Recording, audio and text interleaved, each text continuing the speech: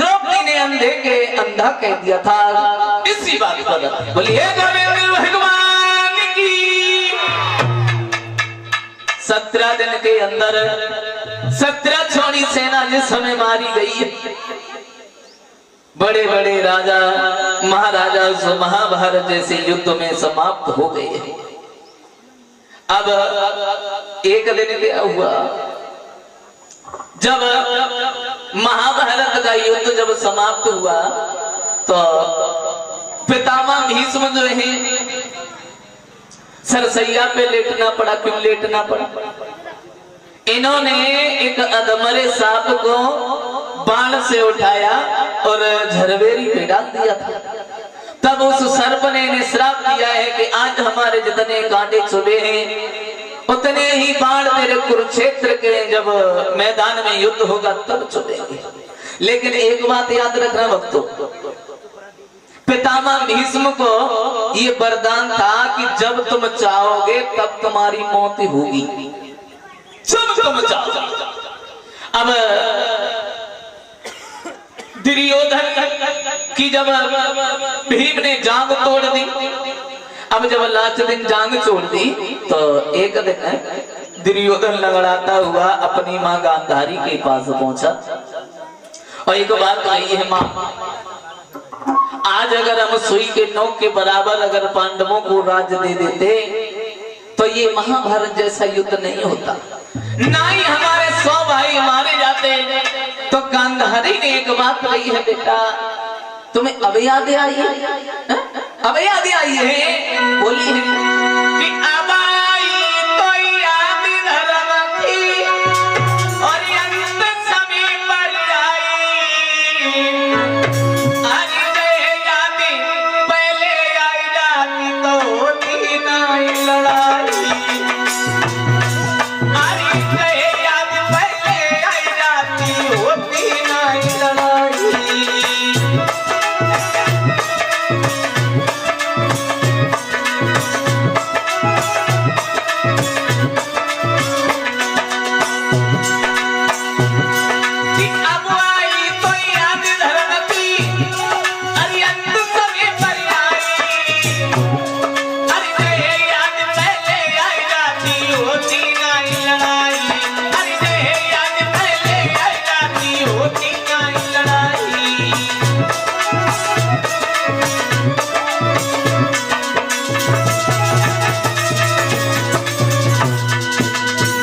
अब दुर्योधन वहां से उठा और वहां से जब उठा तो दुर्योधन ने अश्वत्थामा को अपने पास बुलाया है।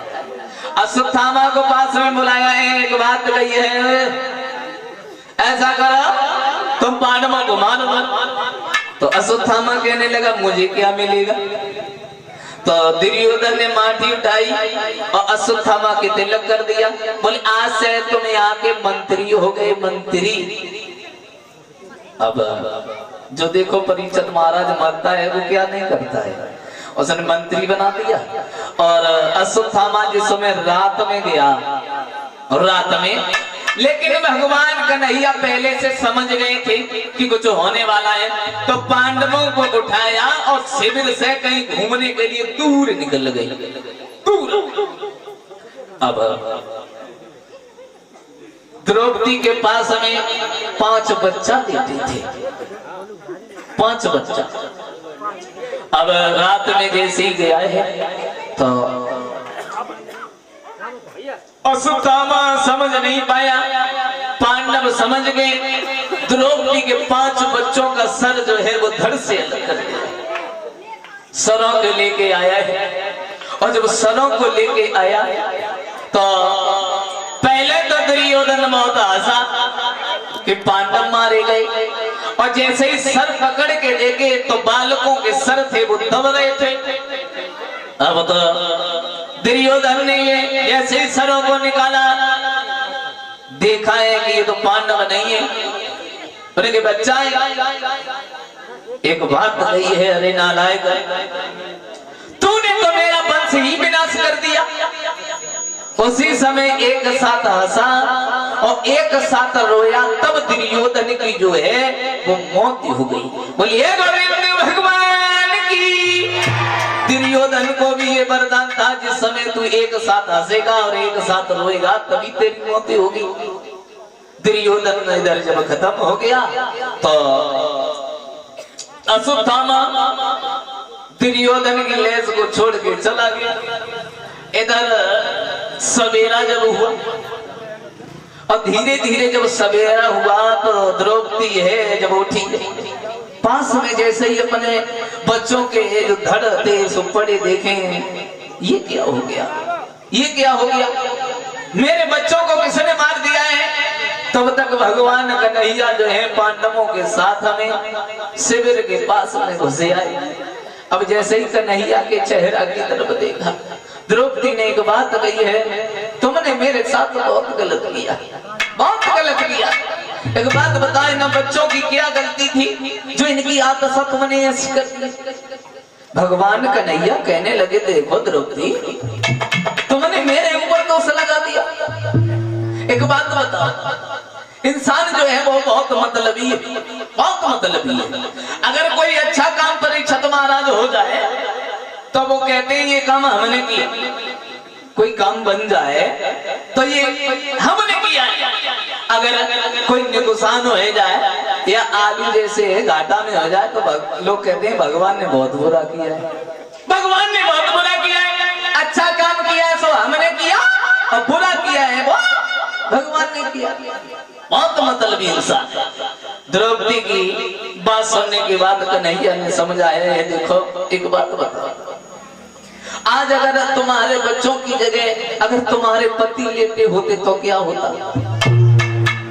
तो द्रौपदी ने दोनों हाथ जोड़े एक बात कही है, कन्हैया अरे मैं ये नहीं कहती हूँ कि हमारे बच्चा मर गए, लेकिन एक बात बताओ, जिसने मेरे बच्चों को मारा है केवल एक बार में से देखना चाहता। अब जैसे इतनी बात कही तो अर्जुन ने अपना गांडीव धनुष उठाया, एक बात कही है, सुना पांचाली।